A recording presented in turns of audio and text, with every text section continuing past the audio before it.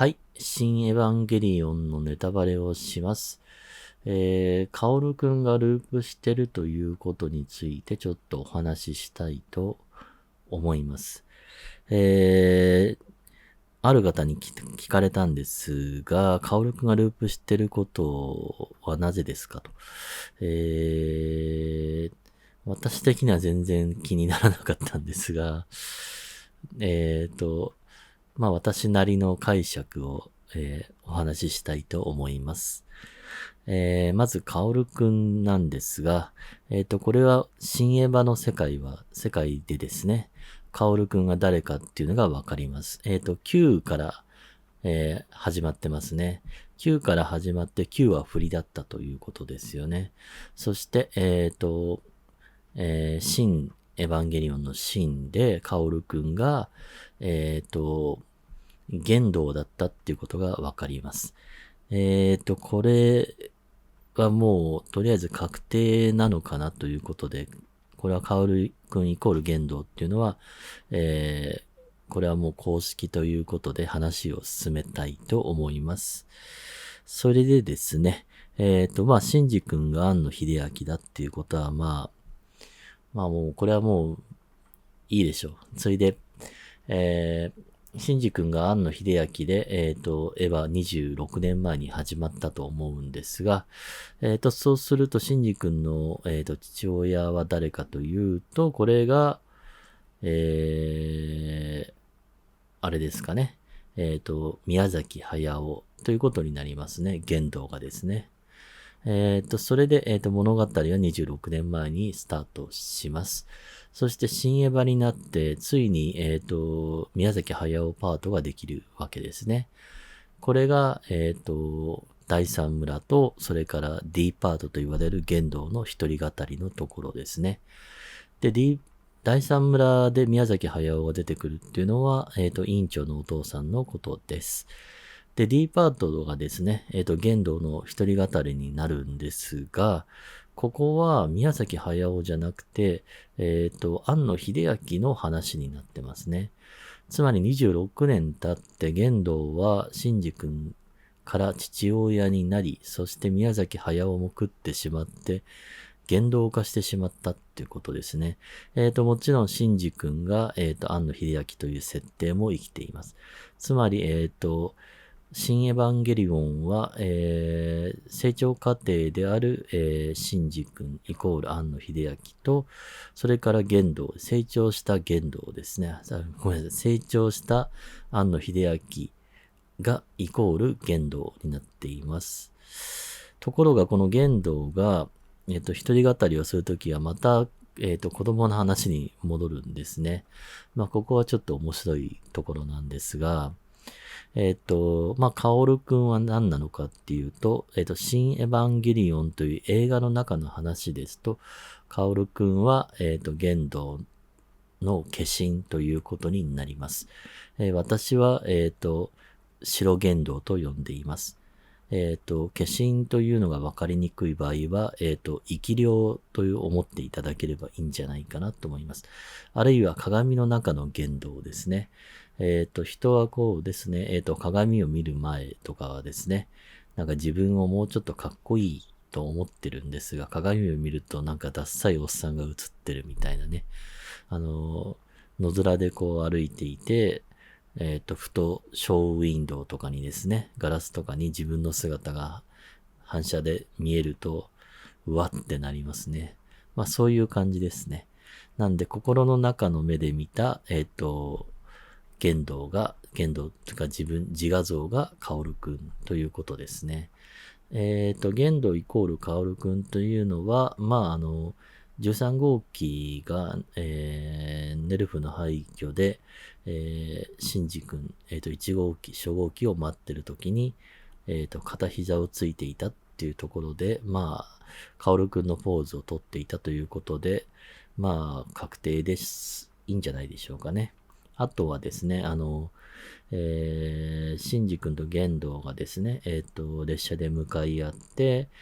シンジ君が、ダットですね。ダットっていうのは何かというと、これはね、情熱とかだと思うんですね。アニメの情熱とかね。あるいはソウルですね。魂ですね。その魂を、玄道に返して、玄道は肩を落として列車を降りる。つまりアニメから引退するってことですね。これが、宮崎駿を暗示しているとは思うんですが、それ、リアリティの玄道が降りた後にすぐにですね、イマジナリーのカオルくんが出てくるんですよね。つまり玄道は、イマジナリーのカオルくんを置いて出ていったってことになりますね。それで、新エヴァという映画の世界の中ではそういうことなんですが、カオルくんが何回も何回も、生き返るというかループしていて記憶が残っているということは、カオルくんはですね、ストーリーテラーであり、それから道化師であり、そして、信頼の置けない語り手ということに位置づけられていると思います。じゃあそれは何なのかというと、先ほど玄道が庵野秀明だということを、言いましたが、ということは、薫くんは庵野秀明だったっていうことですね。庵野秀明は、この新エヴァの中で全ての登場人物に憑依してると思っていただいて結構なんですね。なんで、薫くんは庵野秀明で、何回も何回もね、エヴァの脚本を書いているということですね。一回テレビシリーズ終わって、また書かなきゃって。で、それがエヴァじゃなくても、例えば、式日だったり、なんとかなんとかだったり、シンゴジラだったり、ジョだったり、ハだったり、キューだったり、シンだったりするわけですね。何回も何回も、カオルくんイコール庵野秀明はエヴァの物語を書いているということですね。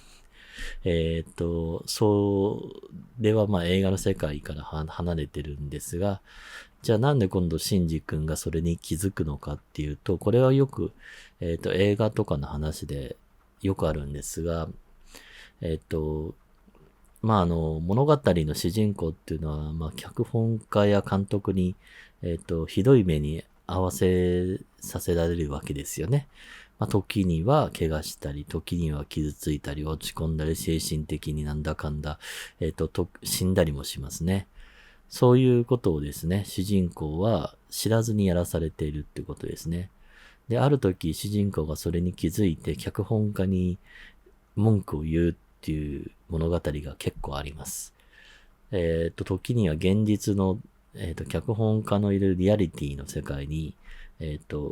主人公、物語の主人公が、飛び出してきて、下手したら、脚本家を殺すみたいな神殺しですよね。これ、そういう物語があります。そういう映画があるんですが、ちょっと覚えてないですけど、要するにこれって、神殺しっていうことですね。だから、庵野監督は、いろんなメタファーにはなるんですが、ゼーレでもあり、神でもありっていうことですね。それを、物語の中、新エヴァの中に登場させると、カオルくんになるわけですね。で、カオルくんがですね、僕を止められるのは真空崩壊だけだよって言って、また真空崩壊ってなんやそれって感じですよね。これがですね、なんかかっこいいから作った言葉なのかなと思ったら、ちゃんと真空崩壊っていうものがありまして、ちょっと検索してみたんですが、ポテンシャルが途中でポテンシャルっていうか、ポテンシャルの最低なんとかが、途中で止まってる状態っていうことらしいですね。つまりですね、なんかあると、不確定なものがあると、さらに、質量ですか。さらに、下がっていくということらしいですね。つまり、マイナス宇宙とか裏宇宙に行くということになると思います。つまりですね、真空崩壊が起きる。それは監督、あるいは脚本家にとって、あるいはエヴァという映画にとって、真空崩壊が起きるということは、映画という枠を超えるということですね。それが真空崩壊が起きると、マイナス宇宙になって、マイナス宇宙になると、シンジ君が、セットの中で戦うわけですね。つまりあそこが真空崩壊が起きたっていうことですね。映画的にはですね。で、新エヴァ的に真空崩壊が起きたのはそこなんですが、エヴァ的に真空崩壊が起きたのはどこかっていうと、それは、私たちですね。エヴァを見ている人たちがエヴァを見に行かなくなった時が、真空崩壊が起きたということになります。つまり、新エヴァが終わった時、新エヴァが終わって、エヴァが終わった時に真空崩壊が起きて、カオルくん、イコール庵野秀明が次のエヴァの脚本を書かなくてよくなった時、ということですね。